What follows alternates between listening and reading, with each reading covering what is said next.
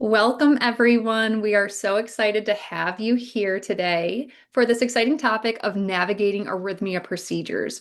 We got so many questions on this topic, 500 plus, I think we dove through, and we will try to get as many answered as possible today. This is a very hot topic, and we're very excited to bring it to you.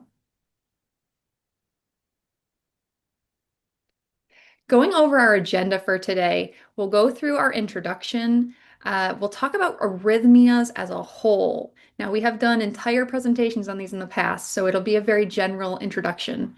We'll talk about the main procedures that we have received questions on, starting with cardioversion, then ablation and maze, left atrial appendage closure, or LAA, and then pacemakers and ICDs. We'll close out our conversation today by talking about how to implement Kardia in our care plan and how to talk to our physicians about these procedures. And we'll wrap up the recording and then talk Q&A at the end. I do want to make sure that I point out this disclaimer. Everyone out there is a unique individual with a unique health needs and a unique care team. So today's information is just for educational purposes. This should in no way change anything that you and your care team have planned. So I hit on this a little bit. We will stay general with our topics today. I do want to point out that we have gone through many topics over our webinar history over the last year and a half, and we have full hour presentations on the basics of atrial fibrillation, understanding arrhythmias as a whole, and then also the basics of PACs and PVCs. I will include all of these links in your post webinar email so you can access those. If you have joined our webinars before, you know me. My name is Ashley Triban, and I am the Senior Manager of Engagement Operations here at AliveCore. My background is in lifestyle medicine. I'm a board certified health and wellness professional, as well as a board certified health and wellness coach. So here at AliveCore, I get to pull on over a decade's experience in employee health and wellness to work on making our products as engaging as possible and make sure that you, our Kardia community, are getting value. Dr. Kelesidis, we have had you before on webinars and we got, glowing reviews, and I still continue to hear people on feedback calls tell me about how detailed your clinician reviews and your cardiology consults are. So we're really excited to have you back, but go ahead and introduce yourself to our audience today. Hello, everyone. My name is Iosif Kelesidis. I'm a board certified cardiologist and electrophysiologist. I perform electrophysiology procedures every day. I know some EP procedures sound very scary and complicated to many patients, so I will be happy to answer any questions that you may have here. Thank you so much. And if you have joined our webinars before, you also know Katie Carr. She is instrumental in all of the research that goes on behind the scenes for these projects, and of course, reading through all of your questions. So Katie, go ahead and introduce yourself. Hi, everyone. It's great to be here again. I'm Katie Carr. I am a product manager at AliveCore. So I work mostly on our Kardia app. I work on our Kardia Care and Kardia Care Plus memberships. I work on a lot of different programs with our employers and pharma companies who are working with us for different reasons. And I'm excited to help with today's presentation. I want to do a couple housekeeping items. Number one, we have two people on the call who you can't see but are there to answer your questions. That is Rosie Mendelson and Pia Ramos. They will be in the Q&A, which you can access on the bottom of your screen. You should see a Q&A button. If you tap that, it will open a Q&A area where you can submit questions and also view some of the answered questions. So again, we'll do our best to answer some of these live. We may not get to all questions just because, as Ashley mentioned, there's a lot of questions that have been asked for this presentation. The other thing that I wanted to call out is that we have reactions on the bottom of your screen. So if you go into more, you'll be able to see the react button. I saw some of you already using it, but why don't we do kind of what we've done before? Give us a heart if this is your first webinar, and give us a cannon if you're a confetti cannon if you're coming back for an additional webinar. Okay, we have a lot of hearts and a decent amount of cannons as well. So Great. Okay. Thank you for participating. Here we go. We're going to start off today's conversation with a poll. So let me get that up and running for y'all.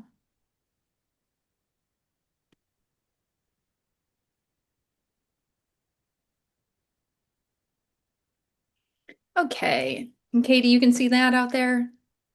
Yep, it should be live. Okay, perfect. Well, which of the following procedures or surgeries have you undergone or are you interested in for your arrhythmia? This will just kind of give us an understanding of who we're talking to today and um, yeah, just a little bit more about what we need to stress during our conversation. So I'll give everybody just a couple more seconds. We appreciate your input on this conversation. I feel like there should be Jeopardy theme music here.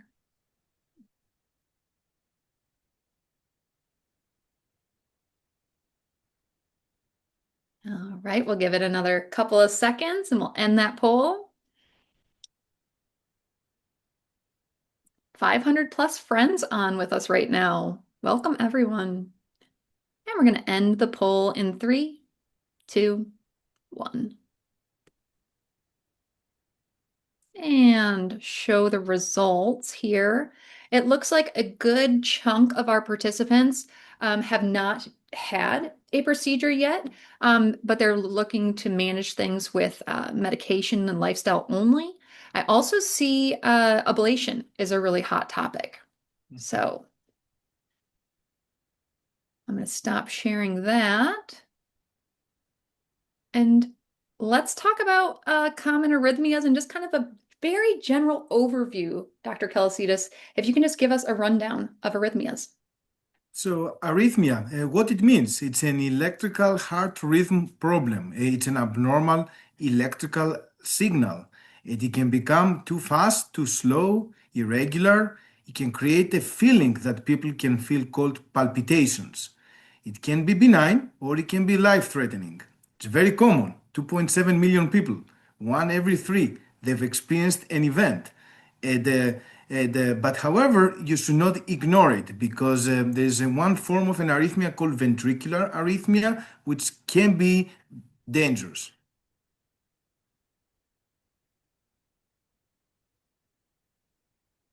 And continuing that conversation of the overview of arrhythmias, I personally found this really interesting when we have done other arrhythmia conversations about, how this long name that we're given as a diagnosis that we sometimes can't remember. It's so long. But what does it mean? So, giving us a little bit of background, Dr. Kelesidis, if you could, about that naming convention of these arrhythmias.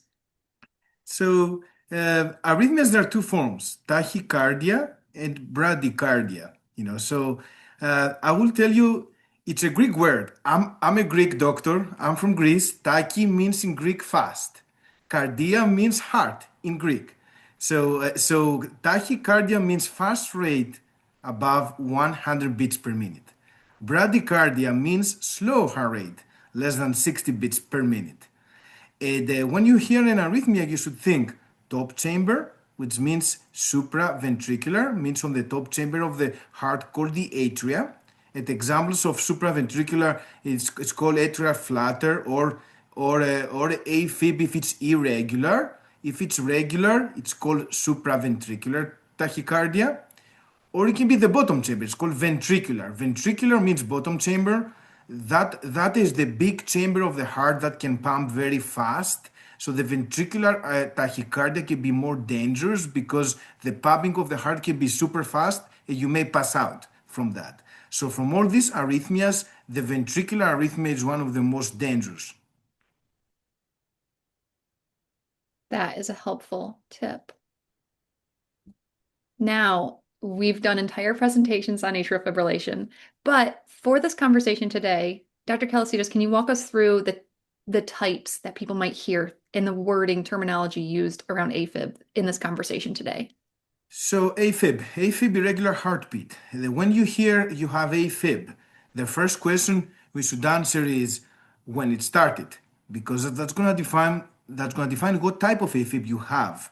You may have what's called paroxysmal, which means in and out. You go into AFib, you come out of AFib. The definition of paroxysmal AFib is less than 7 days event. If you have an event of AFib irregular for more than 7 days, then your AFib is considered persistent, sustained, which is the more chronic form of AFib. So that's very important because the earlier you treat the AFib, the better, and you increase your chances to maintain normal rhythm. So when you are still paroxysmal, you should seek treatment as soon as possible before you become persistent, because that really changes your long-term quality of life.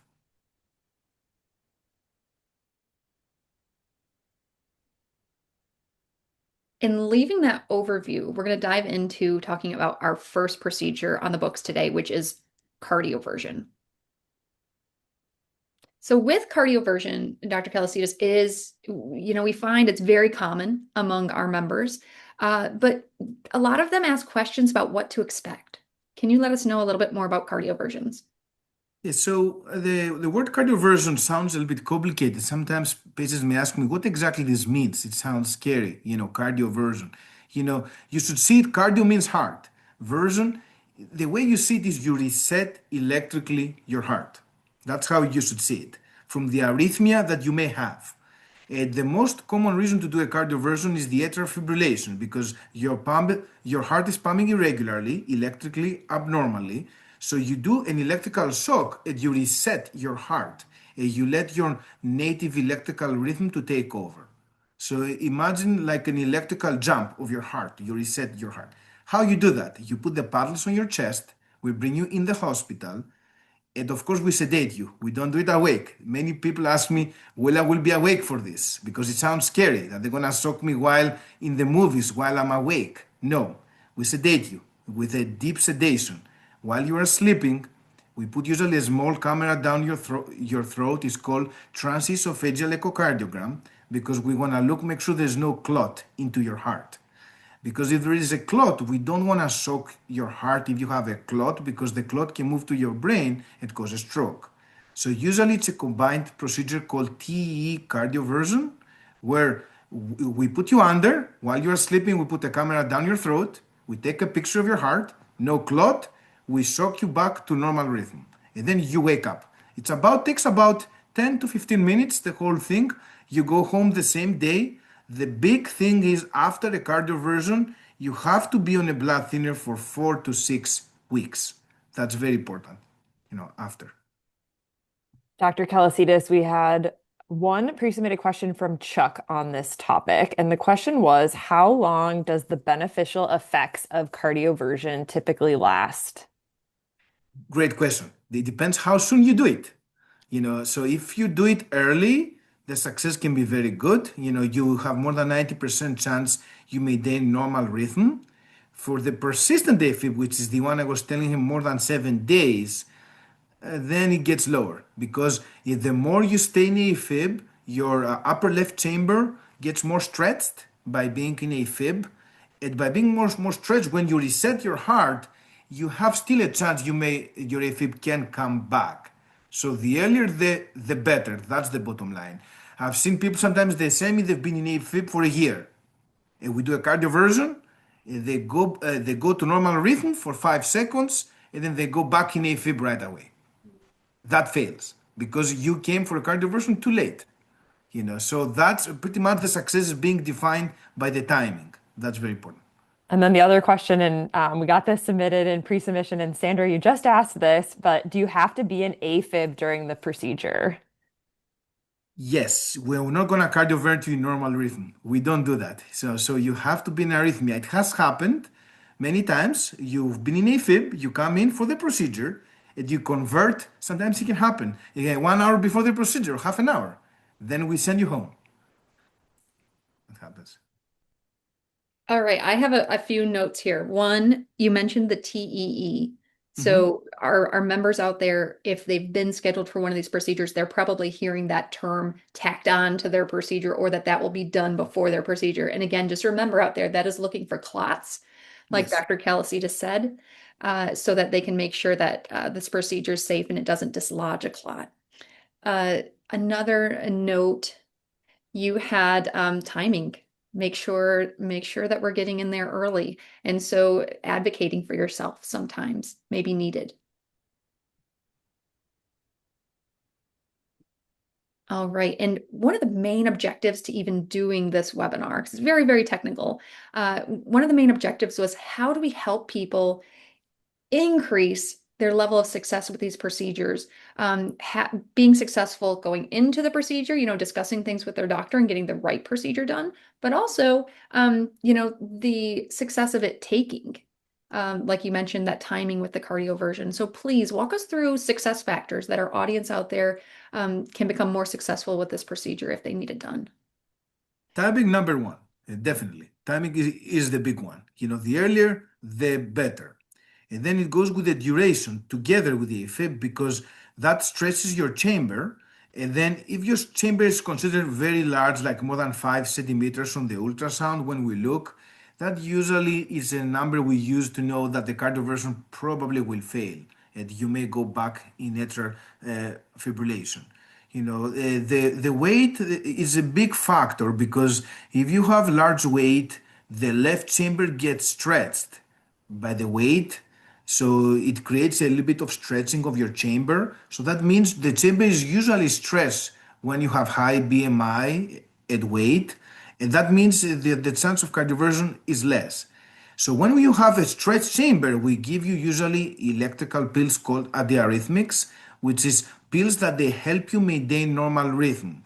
So when you have persistent AFib more than 7 days, that's longer. Sometimes when I see a patient, I start the antiarrhythmic before I do the cardioversion. Make sure they take this for at least 3 to 4 days before we soak them, because after we soak them, it increases the chance of maintaining normal rhythm together with the antiarrhythmic.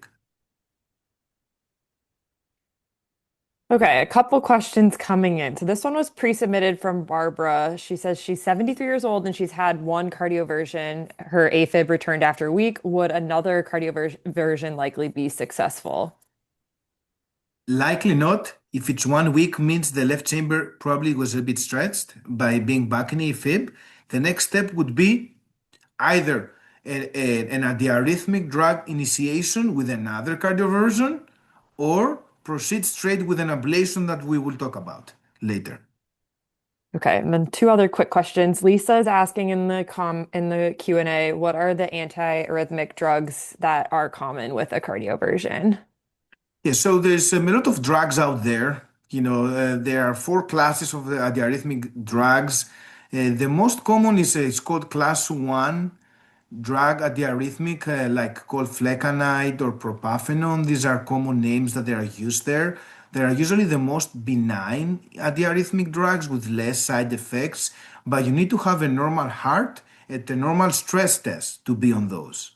If you don't have a normal heart, let's say you have a leaky valve or a weak heart or a stressed heart or some type of what's called structural heart disease, then we give you usually what's called a class 3 or a class 4 antiarrhythmic. For example, amiodarone is one of the big ones that is being commonly used, but we usually leave it as a last option because they have side effects. They can affect your liver, they can affect your kidneys. So the class 3 or 4, we usually save them for later on. We usually try the class 1 first. So that's why it's a conversation in the end whether it's worth to be on an antiarrhythmic drug that can be toxic to your body or just go straight for an ablation. So you don't have to deal with this. Great. And then I'll give you one more question, and then I know we have to also move along with the content. I want you to talk about that last note on there. If you have paroxysmal AFib, do you recommend a cardioversion? Uh, Good question. Depends how much you want to wait. Because if you have paroxysmal AFib, let's say you start being in AFib, you're having an AFib attack. If you have it 1 day or 2 days, technically you are still paroxysmal. But if you have symptoms, let's say your heart rate's above 130, and then you're starting feeling dizzy or your blood pressure is low, then you don't want to wait 7 days to see if your AFib is going to go away, to see if you're going to declare yourself persistent or paroxysmal because you don't know. So the bottom line is if you have the AFib with symptoms, even if it's one day or a few hours onset, then you have to go to the emergency room because then they can do the cardioversion sooner rather than later. Great. And then I do want to make sure you comment on that bottom box, Dr. Kelesidis. This tip came up actually when we were discussing this deck. Dr. Kelesidis said, to make sure that, advocating for yourself. If you're having a heartbeat above 130 beats per minute at rest with symptoms, get help. Make sure that there's a care plan in place. Did I sum that up, Dr. Kelesidis? Don't wait. Yes, absolutely. That's the biggest one. I see so many people, they tell me, my rate has been going above 130 for the last 2, 3 weeks. I had no one to call, no doctor. I couldn't get hold of someone. And then they come to me. It's late. It's too late. So that's a big one. Don't ignore it. And if you are a Kardia member out there, this is a great opportunity to use a cardiology Yes. consult or to use those clinician reviews for your EKGs to get more feedback to take to your personal physician. Okay, so we are now talking about ablation and maze.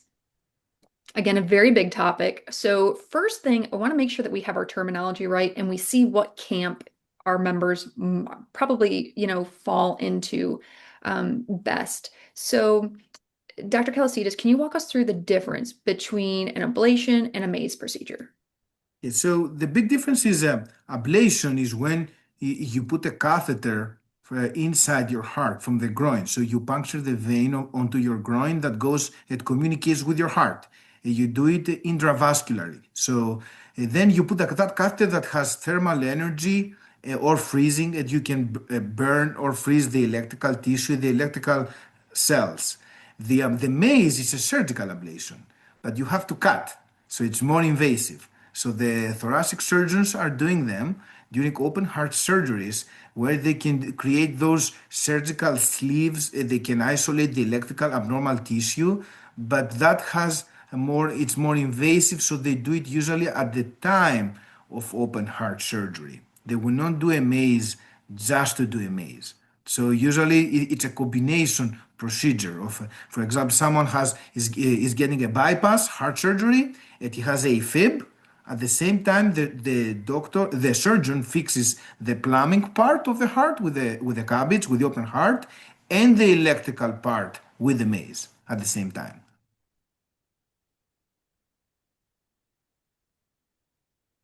All right. And you did start to talk about the different ablation technologies.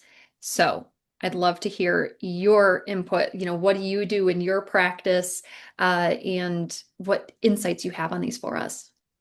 Yes, that's a great question. It's one of the most common questions that I get when I see someone in the clinic. What form of ablation is the best for me? And it depends what type of arrhythmia you have. So let's talk about the AFib first. So the AFib has right now three different modalities. The radio frequency, which is a little bit more the older school now for AFib. That's what it used to exist about 10 years ago, 15 years ago. It was only radio frequency.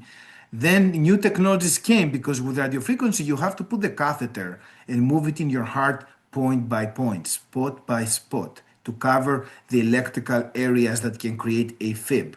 So it used to take time. It was a 2, 3 hour procedure, or even sometimes 4 hour procedure for the AFib. And you have to be under general anesthesia for that. So the technology involved, so they made up what's called cryoablation. Is like you put a balloon into the heart that freezes the tissue, but the balloon has a bigger area. So it just touches the heart and you can cover faster, bigger area of abnormal electrical cells. So the procedure takes much less. So it can be 1 hour, 1 hour and a half. So that was the newer form of AFib that involved. And now the last year or so, it's been a huge involvement in the field of electrophysiology. There's a newer technology called pulse field, where you put a catheter also into your left chamber of your heart for the AFib. And that creates very fast electrical pulses. So pretty much the abnormal electrical cells die with the electrical pulses. So different form of energy. where you eliminate the abnormal electrical cells. Because it pulses, it's faster. So the big benefit from that is it destroys the abnormal electrical cells without affecting neighboring nerves or arteries. With the other forms, radiofrequency, when you go near a nerve or an artery and you burn near there, you may hit the nerve or the artery near the tissue. The same with the freezing. There's a nerve there in your throat then if you freeze that, you may damage that nerve also. So the biggest benefit of the pulse field ablation, the one I think it has taken over now the last year, is you have less complication, equal success rates, because all of them is about 70 to 80% for paroxysmal AFib.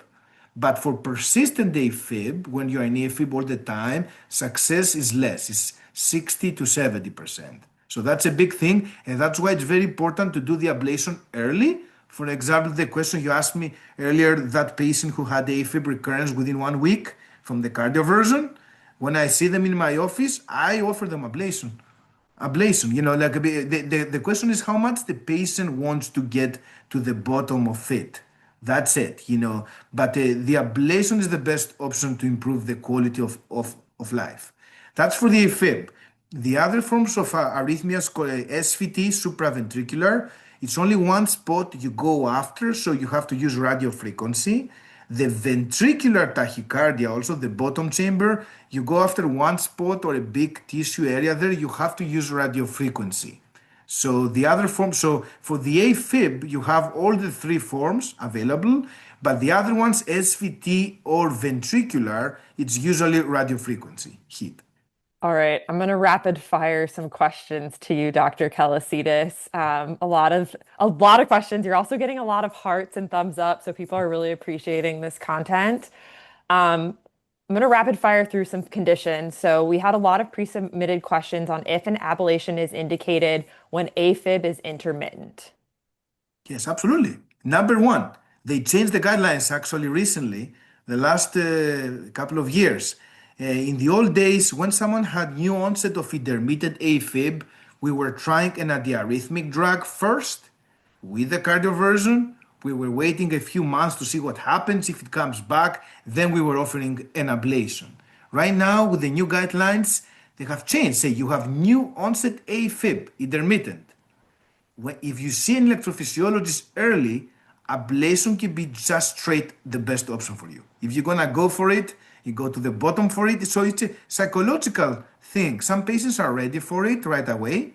Some people, they want to wait. They want to try a drug, understand it a little bit better, wait a few months. So when I talk to the patients in the office, we have these conversations called shared decision making. We decide together based on the patient's preference, personality, and the benefit, what we recommend and what the patient wants. So it's called shared decision making, and we decide whether they go for an ablation or not. That's the bottom line. Okay, another pre-submitted question. This came from Nancy, Stephen, and David, so a very commonly asked question. Is ablation ever appropriate for constant PACs and PVCs that have not responded to medications? Yes, so for PACs, no. PACs, we usually don't ablate them because usually PACs predisposed to AFib. And usually PACs come from the same area where AFib comes from. So usually when people have PACs, they usually have AFib. The bottom line is if they have what's called high PAC burden, more than 20%. That's the criteria to consider a PAC ablation for PACs. For PVCs, the number is lower, is more than 10% on a Holter monitor. You need to have frequent PVCs. If you have some PVCs because you had too much coffee or stress, that's not an indication for an ablation. You have to have high PVC burden that can affect your heart muscle. That's an indication to do a PVC ablation. And then the last one from David, which was also pre-submitted, do current ablation approaches tend to successfully treat atrial flutter? Yes, atrial flutter, absolutely. It's actually for the tip. There are two forms of flutter. It's called typical flutter when it's from the upper right chamber. Success, that is the gold standard, 95% success rate. If someone has atrial flutter on the EKG, atrial flutter is different than AFib. People use it the same term many times. They say, oh, you have AFib. And then I look at the EKG, it is flatter. The treatment is the same. Blood thinner medications are the same, but ablation, huge difference. You ablate the right chamber with flutter. The area is smaller that you have to cover. Success 90-95%. AFib, same meds, different chamber, left chamber. Success different, 70%. So there's a big difference on the ablation success. So if someone has flutter, I offer straight ablation. I don't even I say that that's the best because then you can fix the problem. Cool. And is it any of these for Flutter, or is one of these? That's a question that we just got in. If there's a specific form of ablation that's used for Flutter. Yeah, the radio frequency for the flutter is usually you cannot do cryoablation for the flutter. Now they investigate pulse field ablation. Yes, some people are using it now for the flutter also. Is a little bit now of label use. It's being investigated because it's so much faster. You can do it within 10 minutes, 5-10 minutes, like so. But it's still being. It depends on the doctor. That one. Okay. Lots of insights there. And again, we want to increase success rates. You've hit on most of these already, but let us know about especially those factors that affect the success of a ablation taking. Timing, again, the number one timing. Paroxysmal, 70%, 80%. It can be even as 90. You know, a young person who has AFib, the left chamber is not stretched, that is like normal heart. Success when you go, you have AFib, you are young. Now, unfortunately, the AFib has become a disease for younger people. We see it more in younger people. We used to see it more in older people. Now we see it with younger. So if you are like someone who is 30 years old that comes to my office, it says, I have AFib. It has been happening every week or every month. I say, straight ablation. Because it's still early, your heart is healthy. Success can be 90% or even more because it's early, persistent. Again, maybe too late. So you have to intervene early. But for persistent, keep in mind, I always say more than one ablation. You do one, you see what it takes, you try to cover as much area as possible, but be ready. I always tell the patient when we go in, if you go back in AFib after one ablation, don't get frustrated. We expect that you may need around 2-3 months after the first ablation. So definitely for persistent, I have that conversation. More than one. Be ready for it. So the patient is prepared. Supraventricular, very great success rate, in 90% or more to eliminate the abnormal electrical spot. The ventricular, it's a bit trickier because it's usually for people who had old heart attacks. Usually, the heart attacks create electrical scar tissue. So it depends how much electrical scar tissue you have to cover.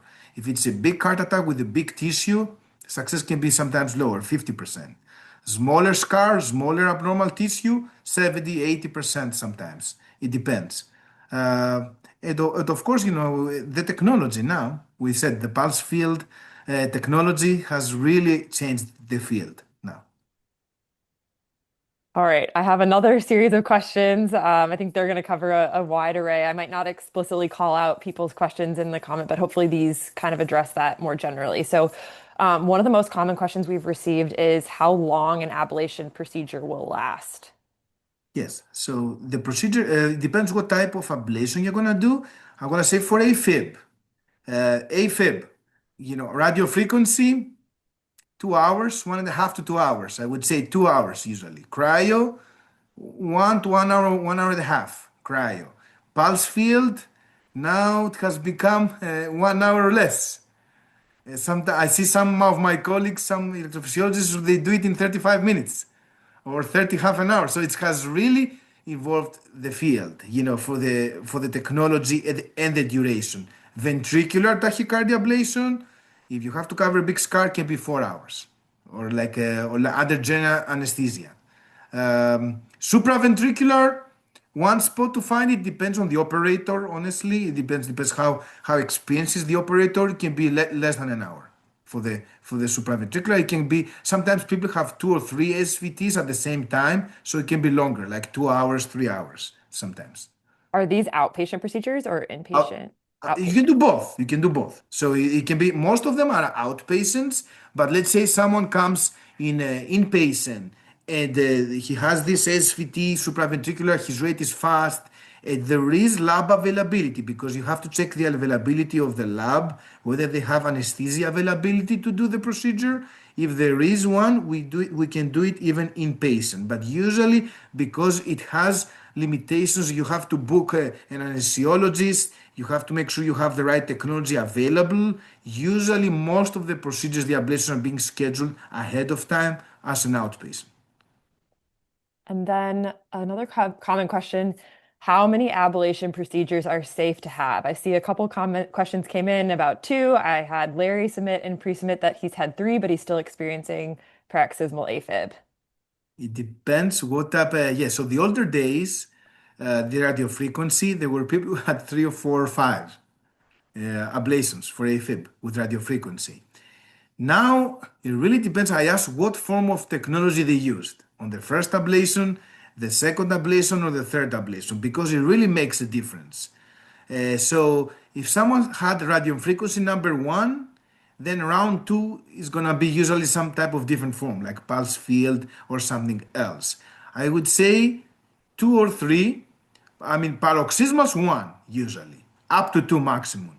Persistence, there's no right answer. More than two, three sometimes, yes, for the persistence.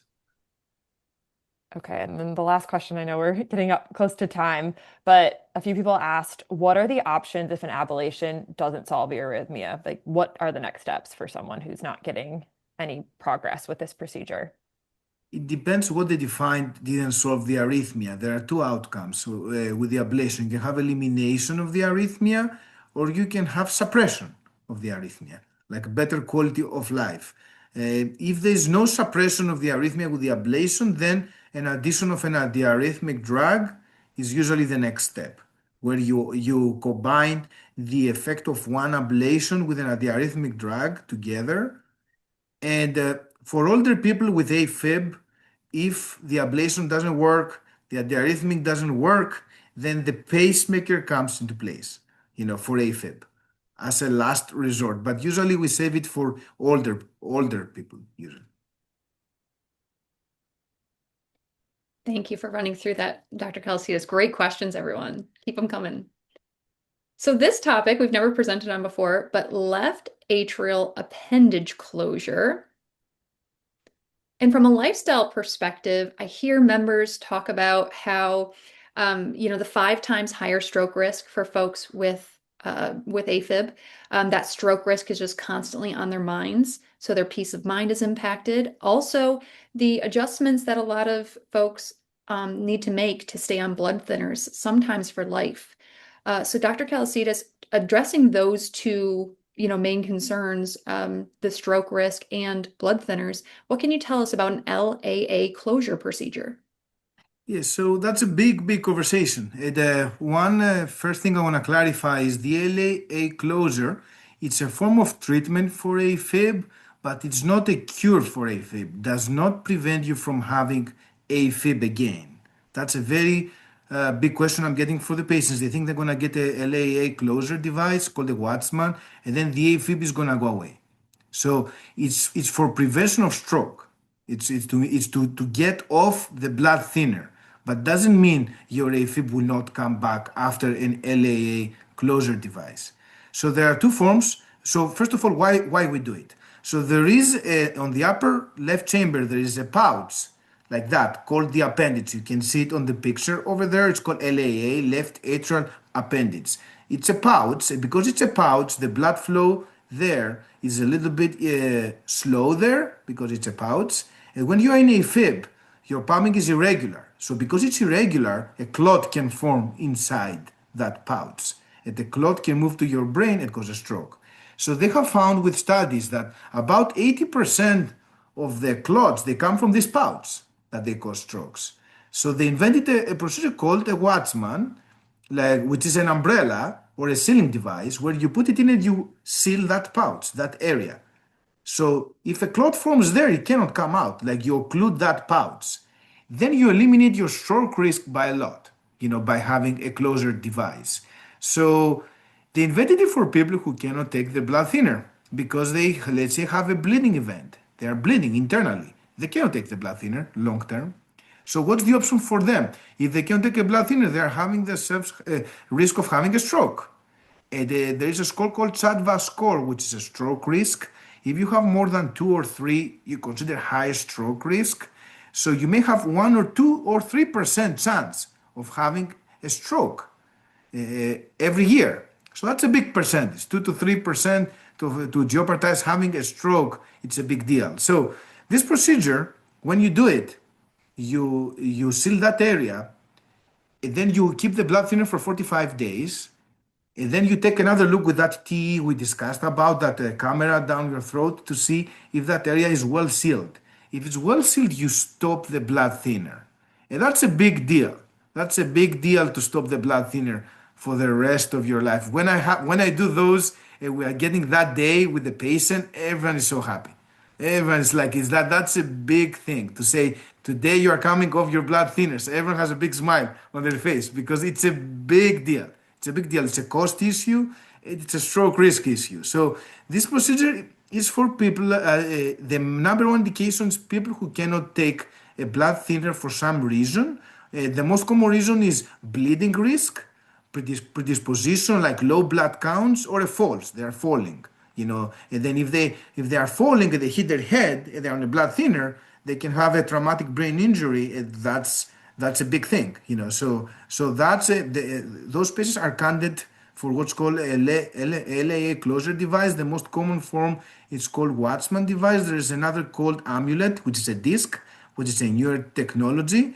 Or there is a surgical closure called a clip. A surgeon can put a clip, a ligate that appendage during open heart surgery. It's called a clip.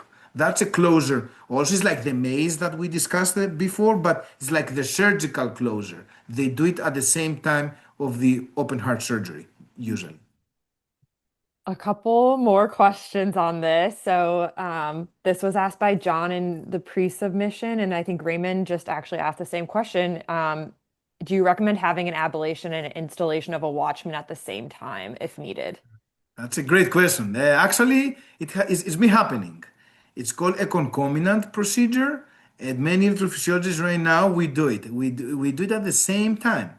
We go in, we put the catheter in, we go in the left chamber, and what we do is we do the ablation first, usually, of the tissue. And while we're there, it's the same access. You're on the same chamber. The area where you ablate is very close to the appendage. So you just change the catheter, you put the Watchman device, and you deliver it like that, like you are there. So pretty much right now they came with this. It's called concomitant right now. It's the big future of EP world now, because many EPs, what they're doing now is they do an ablation on a patient, and then success 70-80%. They keep the blood thinner for 45 days after the ablation. If they put the Watchman, the patient comes off the blood thinner after, and they are cured for the AFib. 72%. So they are done with one procedure, with everything. So it's called concomitant. Yes, that's a future right now. Many insurances plans, they don't approve it now at the same time. It's still a little bit with the Medicare, the insurances, and the stuff like about the compensation, because you do two procedures at the same time. But many health plans have been approving it now the last 1 to 2 years. It's been happening. Yes. All right, and we already covered these, so I'll just zoom through them really quick. Talking about, if your physician has talked to you about an LAA closure, some of these are probably the reason why. Or if you are interested in one and talking to your physician about it and figuring out if you are a candidate, ask yourself these questions. We talked about the CHA2DS score. So if that's high, that means you have a high stroke risk. Your doctor's probably calculating that for you, but we can include that in our post-webinar email. We'll put the calculator in there.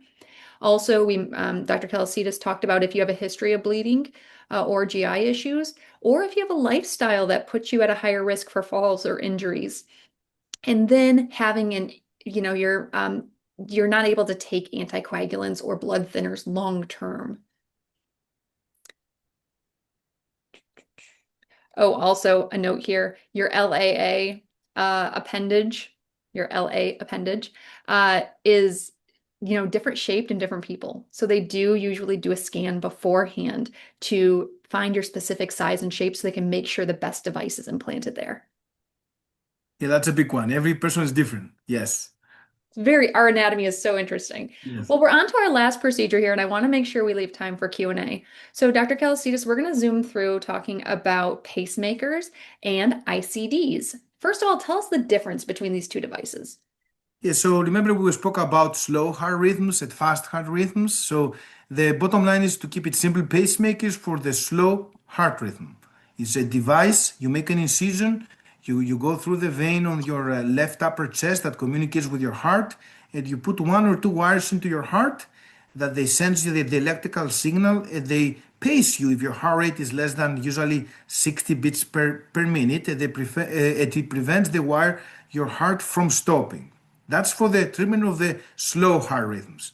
A pacemaker is not a defibrillator. I'm going to emphasize that it's a very common confusion. People use the word pacemaker for defibrillators and vice versa. A defibrillator, it is also a pacemaker. So that means the wire of the defibrillator is a bit thicker wire. It can also prevent your heart from stopping, so it's a pacemaker, but also because it's a larger wire, at a larger device, a larger battery that goes to your chest, it can shock your heart and stop the abnormal electrical rhythm, the fast that may kill you. So the defibrillator treats the ventricular tachycardia, the bad guy that we spoke before, the ventricular arrhythmia. So it's the when you have that, it's usually you ended up with this defibrillator or ICD, we call it. Batteries last usually 7 to 10 years. We have to change the battery after that time, which means a new incision and we replace the battery. So it depends how sooner you're gonna get it. Some people they get 2 or 3 batteries in the lifetime. Over. I will ask one question as we transition to this next slide. And this one came from Joanne. And the question was, how does having a pacemaker affect the EKG reading? Yes, it depends how much you are pacing or if you are using it. If you are using it 100%, you're using the pacemaker, you can see on your EKG some little spikes they are called. So then you can see it on your EKG. It's called paced rhythm. So when we read your cardiac tracing or when you have a 12-lead EKG in a cardiologist, you see those spikes there, and yes, it affects your EKG. But if your pacemaker is back up and you're not using it, you cannot tell from the EKG whether you have a pacemaker or not. So you can tell it only if you are using it. All right. And success rates with these two devices. Talk us through those. Success rate, I mean, for a pacemaker is like 100%. I mean, you fix the heart rate like there, so your heart doesn't stop anymore with the pacemaker. The same with the defibrillator. The defibrillator, what we do is to define the success, we test the wire usually when we put it in, like we put you into this abnormal rhythm, and we let the wire see that and shock your heart. Then we can see it's working, and then we know it's gonna save you next time if the bad guy happens. So the defibrillator success rate also is very good. I would say 95% for the success. But definitely, one misconception I want to emphasize is the defibrillator doesn't mean your heart pumping of your heart is necessarily going to get better. If you have a weak heart and you had a heart attack, when you get a defibrillator, the wire itself doesn't mean your pumping is going to get better. That's a very common misconception people have. They think they're going to get a defibrillator and then the heart is fixed. Not necessary. Not necessary. That was helpful. Well, moving into our summary, I want to make sure we leave time for question and answer. But Dr. Kelesidis, you've mentioned some of these already today, but as we talk about our members being able to talk to their physician, in your practice and in your clinician reviews and in your teleconnect Kardia consults, what do you wish members were coming to you and talking about? What are these important parts?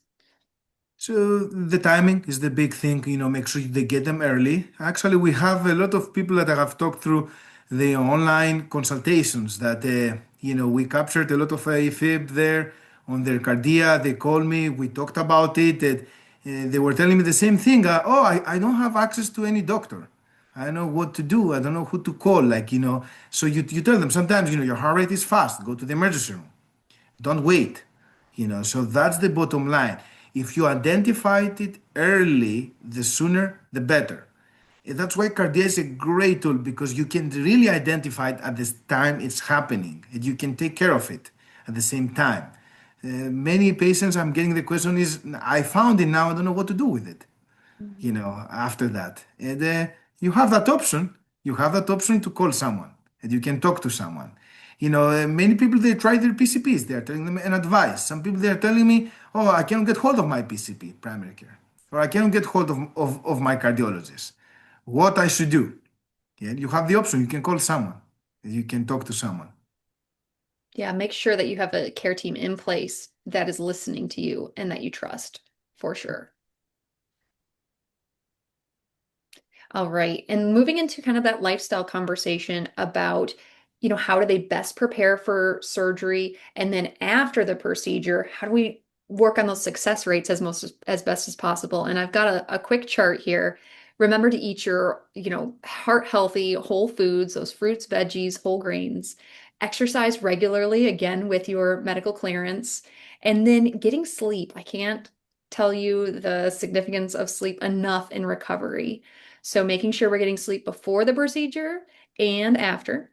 And then we talked about it a couple times that this will increase your success rates is having that healthy BMI of 20 to 25. That's your height versus your weight. Now, what we don't want to do, we want to stay away from extra processed foods. Remember, those are mostly in boxes, and you'll see added salt, added sugar, added harmful fats. We are trying to stay away from inflammation. So as we think about fats, unsaturated fats, like in an avocado, plant-based fat, is usually really, really helpful in your body to reduce inflammation.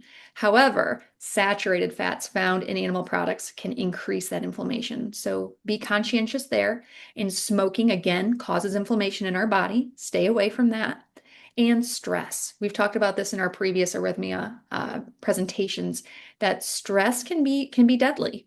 So learning to acknowledge stress, set boundaries, and gain tools for your toolkit on how to relax and try to avoid those. And we always want to make sure that we get the question, when should I go to the emergency room? And we have that criteria of if you're fainting, if you cannot breathe, if you feel there's an elephant on your chest, or if you just have a feeling, an unexplained feeling. These are all great reasons to seek medical assistance. We always end with this slide here. Knowing the symptoms of a heart attack or a stroke could help save your life or someone you love. When we talk about heart attacks, we're looking for chest pain, discomfort. If you are in our women's conversation, we talked about lightheadedness, nausea, or vomiting as main signs. And then unexplained pain or fatigue. So thinking about the jaw, the neck, the shoulders, your back, and shortness of breath. As we explore stroke risk, remember fast, face drooping, arm weakness. If we're holding up our arms to the side or the front, one arm may start to droop. Speech difficulty or slurring. And then if you see any of these signs, it's time to call for help. And make sure that you document the time too. Every second counts. We want to make sure that you understand that Kardia does not check for heart attacks. So if you feel you are having an emergency, a medical emergency, call emergency services. And we like to point out this AED sign at the top here, this red heart. If you see that in a public space, AEDs are really great to help anyone, you don't have to be trained, to help anyone save a life if someone is in cardiac arrest. Here's our live course support. You can reach out anytime. Our hours are there and our support email and phone number. Thank you everyone for joining today. It has been a great treat. Thank you so much, Dr. Kelesidis. You've taught us so much about arrhythmia procedures. And thank you, friends, for spending the day with us. We hope that you have a great rest of your day.